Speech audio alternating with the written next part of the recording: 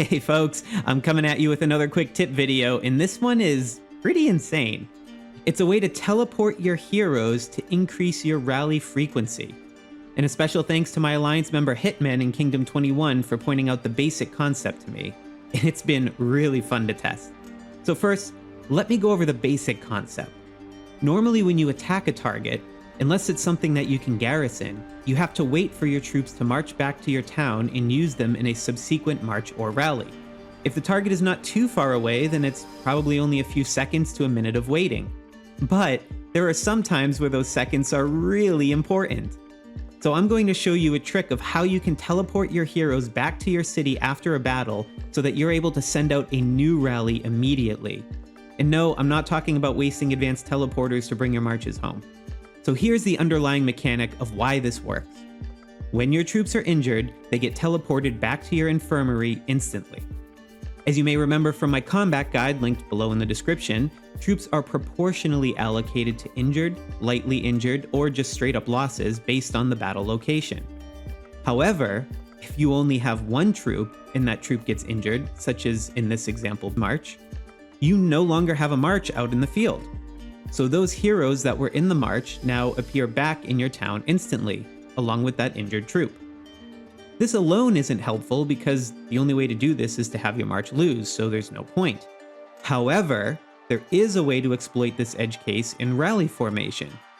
If you remember my guide to rallies linked below in the description, the rally leader brings all their hero gear, stats, and rally capacity while the joiner troops inherit the stats. Well, if that rally leader only sends one troop, and that troop dies, the rally leader is removed from the return march with their troop, which means their heroes also come back instantly. This allows us to disconnect that return hero teleport from the battle outcome, and it leaves us with at least two practical applications. So first, on the PvE side, this means that you can burn through stamina even quicker during a Beast Slay event. Simply send out all of your marches with one troop, let your alliance fill them up, and your march capacity will free up to send more without needing to wait for the return trip. This can help you push on a high score near the end of the event in even less time. Just be mindful that you likely overpower the terrors that you are targeting, so if your troop is a cavalry, for example, it might survive the battle. So make sure you're only sending out an infantry troop to do this. But on the PvP side, it's potentially an even bigger deal in something like Castle Battle, where again, even a single second can determine the ultimate winner. And yes, that's right, this still works in Castle Battle, and it allows your whales to be able to lead rallies at shorter intervals. For example, look at this rally I'm leading on a turret. And yes, I know it's doomed to fail, but we're heading KVK anyway, and it's for science. But watch how the heroes I'm using to lead the rally are instantly teleported back to my city with my injured troop. And I'm able to immediately use them to launch the next rally while my allies are still walking back.